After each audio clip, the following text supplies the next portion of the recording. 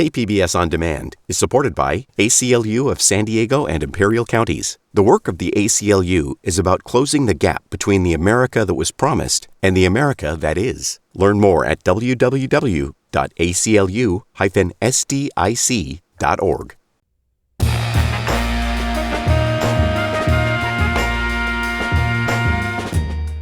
Welcome in San Diego, it's Jade Hindman. On today's show, from higher education to a community garden, we're profiling two San Diegans who are blazing trails this Black History Month.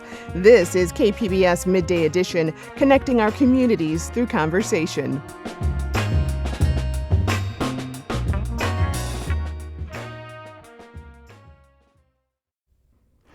Welcome back. This is Jade Hindman, and you're listening to KPBS Midday Edition.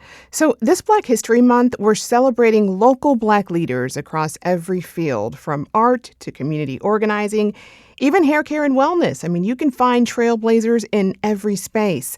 My next guest is making waves in the education space as president of San Diego Mesa College. Before that, she served as vice president and dean of Mesa College and UC San Diego. Dr. Ashante Hands joins me now. Welcome back to Midday Edition. Thanks so much. I'm so excited to be here. Well, I'm so excited to have you on again. Let me ask you this, because I understand that your passion for social justice and education actually started back in fourth grade. Tell me a bit about that story. Oh, my goodness. So I think as a fourth grader, I grew up in a predominantly Black neighborhood, and we were bused to a predominantly white upper middle class neighborhood. And I'm not sure if our listeners are familiar with what it means to be bused, but it means that our entire fourth grade class was taken out of our school. We caught the bus very early in the morning, and we attended another school. And there were just things that I had observed there, and people were very much interested in what we thought about that experience. But then as a fourth grader, I asked the question, what did their students think about being at our school? And when I learned that they didn't send any students to our school, I think that was where that seed of unrest was planted in my soul, that just had this question about what was it that they felt we needed to see in this other environment that maybe other students didn't need to see or learn about our environment. And ever since then, I didn't know that it was called equity. I didn't know that it was called social justice, but my heart had a leaning towards those types of questions and ways of seeing and experiencing education. It's great that you were aware of that back in the fourth grade. I mean, that passion that was garnered back then continued through high school, where you advocated actually for education access and opportunity. What did that look like for you? That for me, I'm born and raised in Inglewood, California. And so when I went to all of these school systems, predominantly Black middle class neighborhood is where I went to school, and then went to these other places. And then our family experienced some misfortune. And so I ended up going to Inglewood High School. And I actually did not want to go. At the time, it was not an environment that was known to be nurturing of minds. But our principal at the time would not allow me to leave. He said, we need students like you here at Inglewood. And so he said, you're going to have to stay for 1 year and maybe we can consider. I ended up staying for 4 years, but even despite the fact that there was that feeling again about inequity, there was something different about the environment that I was learning in that didn't live up to those spaces that I had gone to in the fourth grade or the sixth grade or in middle school. And so there were a lot of opportunities for me to kind of challenge and push back on the system, to ask questions about the state of how we were being educated, the facilities. And in that pushback, I always chuckle because I say I got into trouble in high school, but I think it was the good trouble that we are familiar with. And just trying to say, like, I feel like there's so much more that we are deserving of, but that we weren't getting. And so there were things like I was called out to talk about college, but I always felt like I would get to college one way or the other, and was curious about other students when I would ask my peers, like, were you called out of class? And when I found out they weren't, I asked if I could use my free period to call people out of class and share information with them that was shared with me so that we could expand capacity and opportunities. And there were a variety of other things that we did. I was one of those students who would sneak away from my friends and show up at school board meetings to provide the student voice. I was not very tactful in doing so, but my principal helped me learn how to do it with greater skill to match the conviction. So there were many opportunities. I stayed because I felt like that was the kind of space that was calling me to develop and to grow and to live into my purpose. So I Yeah. have all respect for Inglewood High School. I really feel like it helped ground and make me who I am It's today. it's great when those seeds are planted early and you Mhm. water them and grow them. On that note, though, about Good Trouble, I mean, you've said you're really guided by John Lewis's advocacy there for that Mhm. principle. How does Good Trouble show up in your life? I think good trouble shows up by pushing back against those things that are inequitable, that are unjust, that don't create space for all of us, in particular for me as my journey, a young Black woman, to be able to thrive and succeed. And so I feel like a part of what I did from fourth grade, we had the same opportunity in sixth grade to go back into this neighborhood. So I went there on my own choice at that point. And as sixth graders with my two best friends, we thought we got to get involved with leadership, right? Which is interesting for young people to think because we thought we've got to get a seat at the table, whatever that means in sixth grade for associated students. But we did that. And so that to me is really challenging systems, realizing that there are spaces and places that are not often created for us, but that we have the ability and the capacity to go into those spaces and to make change from the inside.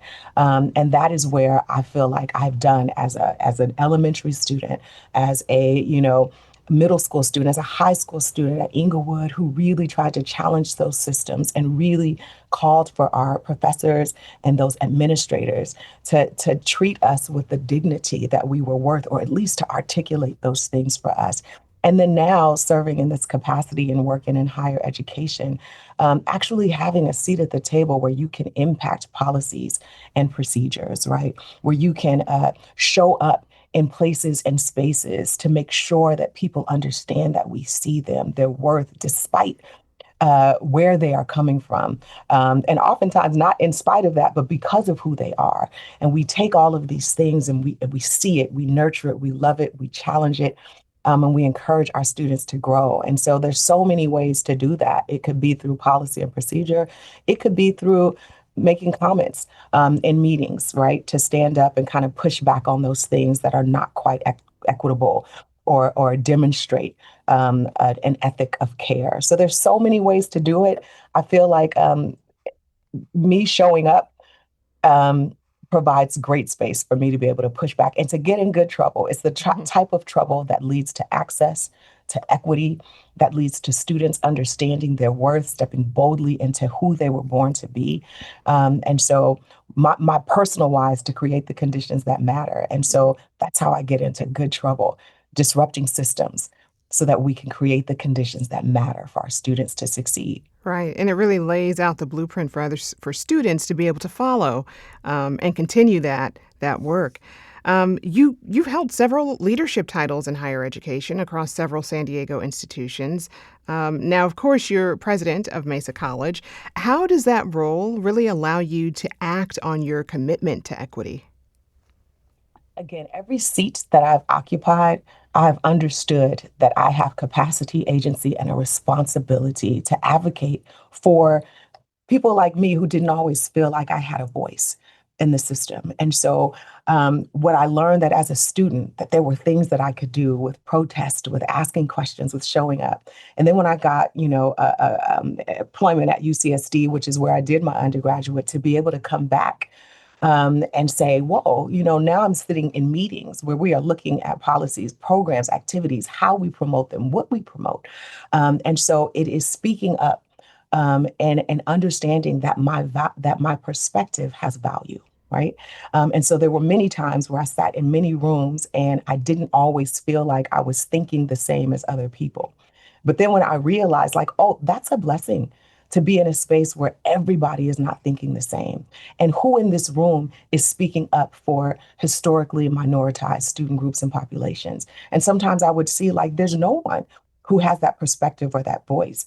And so me realizing that in every seat that I occupied, that I had the opportunity to bring that perspective to the table and then to be able to act on it, to be empowered to act on it, and to create space for others to learn, grow, and act themselves. And so, whether I was doing that as a student at UCSD, I served as a coordinator, student activities, an assistant dean, or a dean at UCSD, and then now being able to do that at San Diego Mesa College. And I am in love with the community college system and the students that we serve, and Yeah. realize that my voice has value and meaning for this time, this moment, for the things that we are experiencing on a national level, Hmm. locally, and here within our community.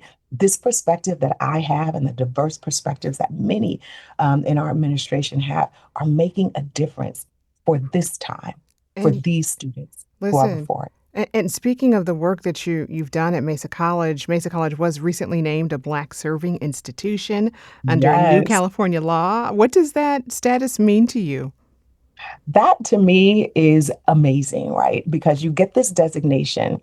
We are one of 33 in the state of California who has received this designation. And what that means is that you have to have either a certain percentage of students who are Black or a certain number of students. And so it's either 10% or 1,500 students. So Mesa College has about 2,040 students that have identified as Black. But it's not just that number. Those designations are given to schools who have already demonstrated successful outcomes, who have already demonstrated a commitment to seeing and serving our Black students with intention. And so to me, this is an acknowledgement of the work that we're doing, and it is also a promise of the intentionality that we will now take to serve our Black students, again, with intention, with care.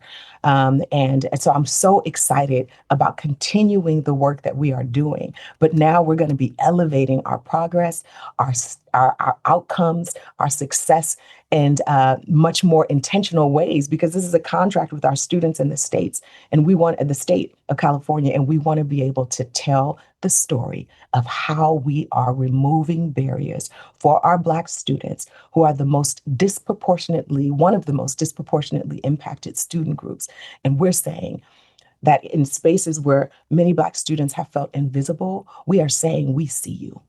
We Hmm. see your experience. We see what you bring to the table, and we are going to serve you in a way that removes barriers so that you can transfer, so that you can upskill, so that you can have economic mobility. Like, we're so excited about what this designation means. So it's more than a seal, it is a commitment, it's a promise to our students. That's excellent. Going back to what you were saying about intention, I do want to take a moment to talk about politics in education, specifically how the current administration has attacked and targeted institutions of higher education. How are you thinking about your role as an educator right now in this moment? Yes. And it's so interesting because we talk about politics, we talk about all of these things. My politics is my college, it's Mesa College, right?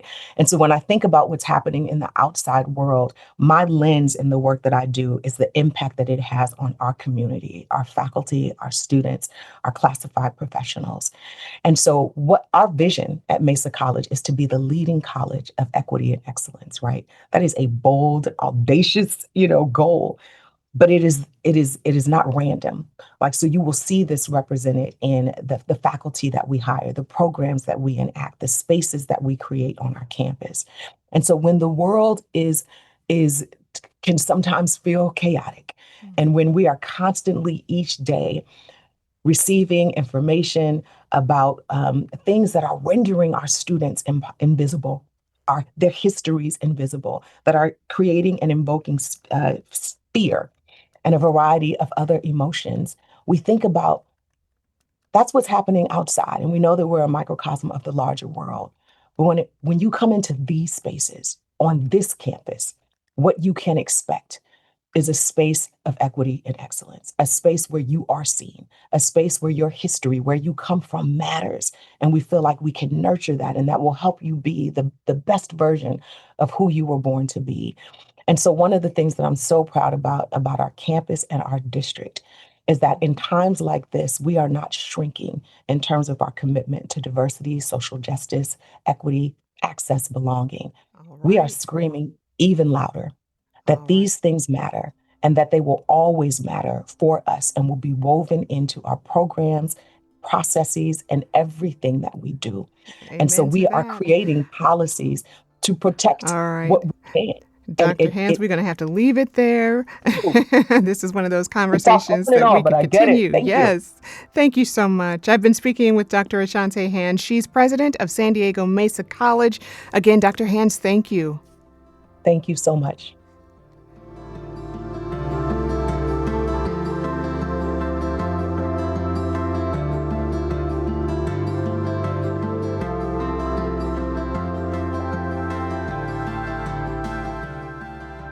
Still to come, Diane Moss has dedicated her life to making the community more self-sufficient, a profile of her work and activism when KPBS Midday Edition returns.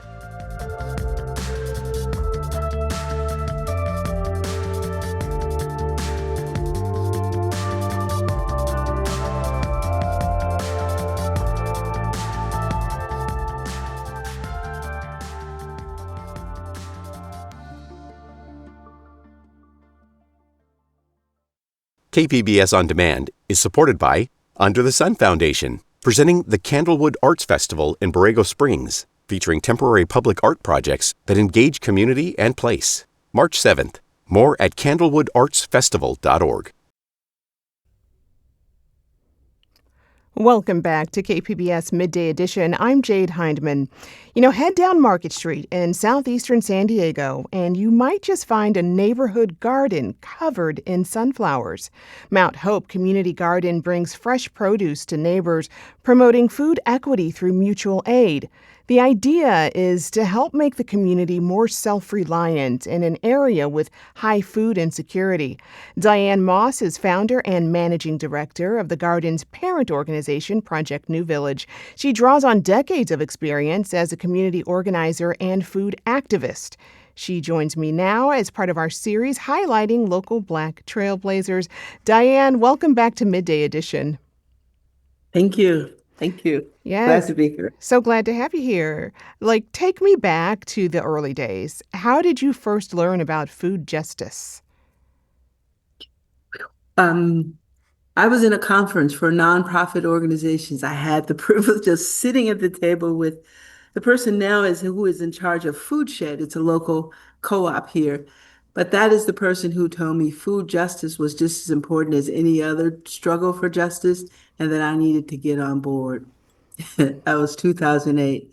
Subsequent to that conference, I went to City Heights and there were folks down here from Sacramento. And the interesting thing is that everything they said was compelling. I didn't see anyone in that room from my neighborhood, nor did I see too many people of color. So I left there thinking I needed to change. I needed to do something in where I live about access to good food. Right. So how was it then getting Project New Village and the Mount Hope Community Garden started? So the garden was a little bit of a struggle. My background is as an activist and doing social justice kind of activities. So we needed to find a place that we could grow food. My office at that time was next door to our city council representative, and he could see the energy that was building with the people who were coming to meetings and were looking for a location. He called me one day and said, would $50,000 help us find a garden? I said, I think so. It needed to be in a redevelopment area. And so we went to Mount Hope and we dealt with the neighborhood council. Oh, there was a gentleman then named Ronaldo Pisano. He was the neighborhood council and he would rule over anything that came into his neighborhood. But they agreed that a garden would be an okay activity and they helped us find the space there on Market Street. Wow. Well, let's talk more about, the food ecosystem in San Diego County, because in 2023, 1 in 4 San Diegans were considered food insecure. So, what does food access and healthy food access look like in different parts of San Diego? So, different areas have different access. The area I live in is southeastern San Diego, and we don't have um, access that we want to have at this time. Currently, we do not have a lot of chain grocery stores, and we do not we have more mom and pop type stores. Um, those that believe in food deserts would talk to you about mileage to a supermarket, but instead we like to look at where's the source of food. And with that thought, we start building gardens. So today we have 4 garden spaces, and a network of about 20 people who are growing things in their backyard and helping us bring that food and make it available to people in the neighborhood. You know, But it's oh, it's different. Poverty has something to do with it. The will of those in charge that bring a business to communities, invest in communities, it all has an impact on whether there's access to good food. and I know that we always hear about food deserts, but you prefer a different term, right? Now, we use the term food apartheid. I didn't invent the word, it was invented with someone over on the East Coast, but it's looking more at the intentionality of these neighborhoods that don't have food. If we all are paying taxes and we all are needing food, then why is that some neighborhoods have more access than others?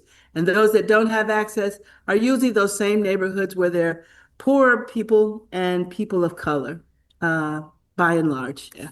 Hmm.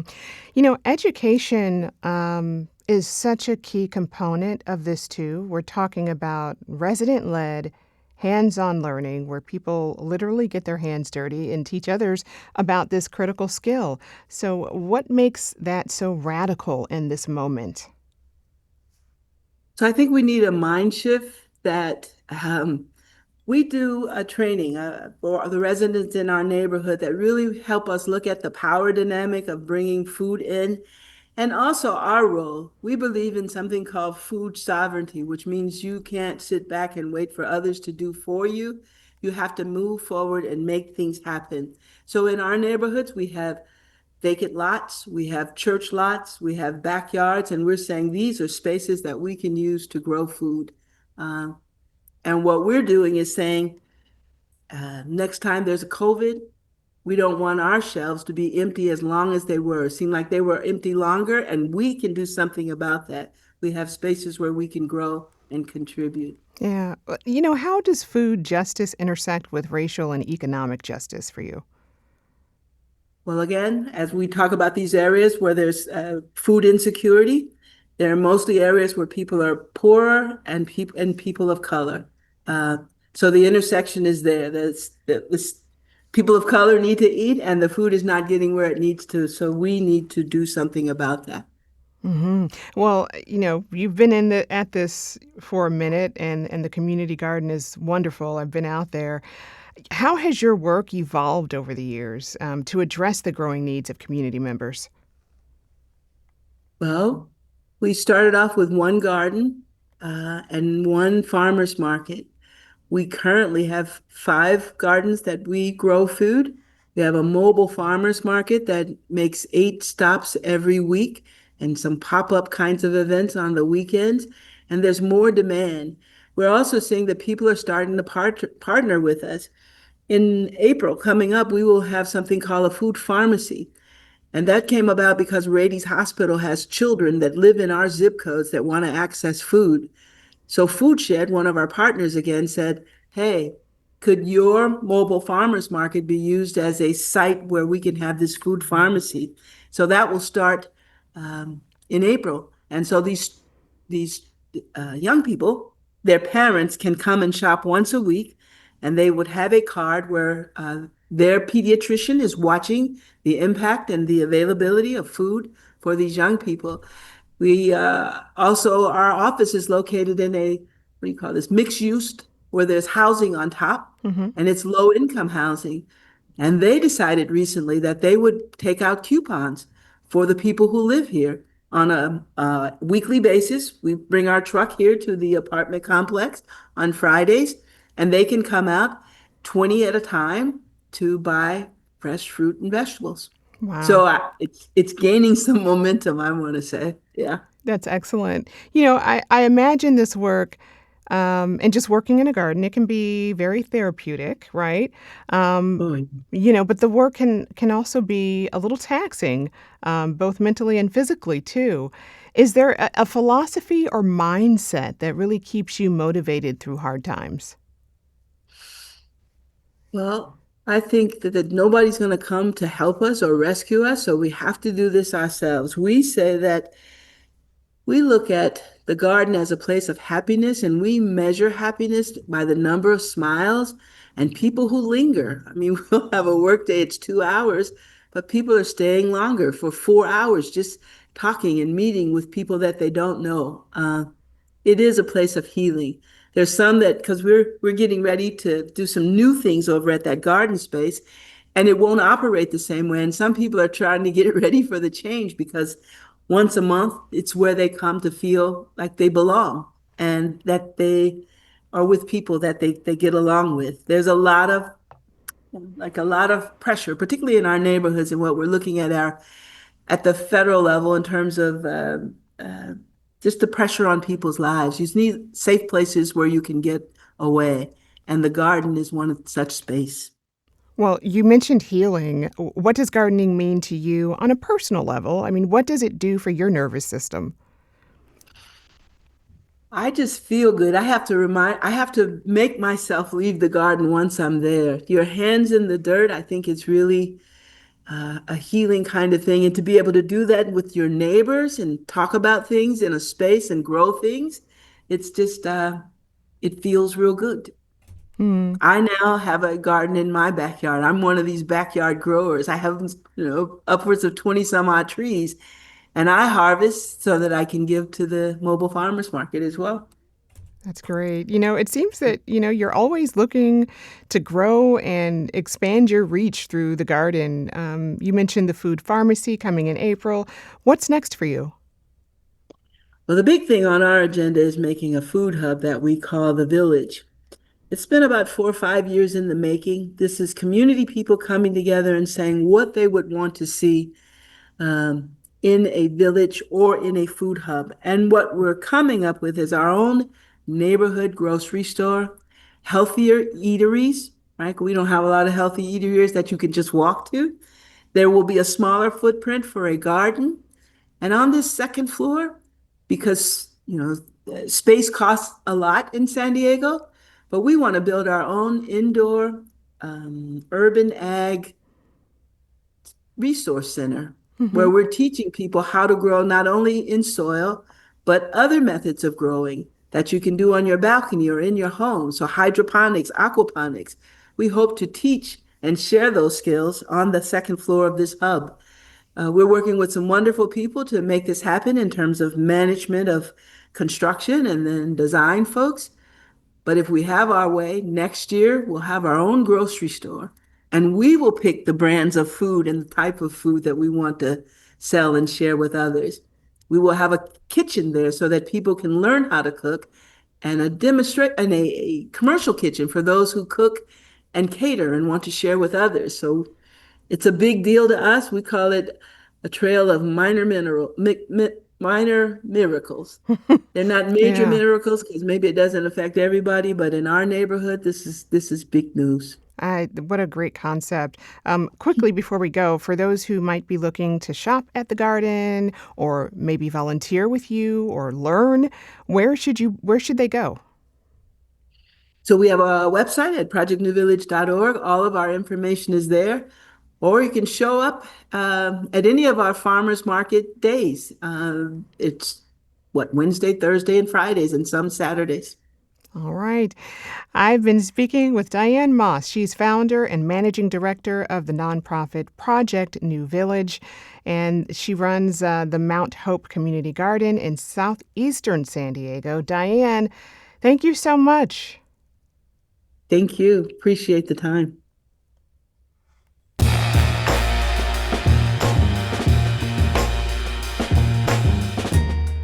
Thanks for joining us today. If you missed anything, you can download KPBS Midday Edition on all podcast apps.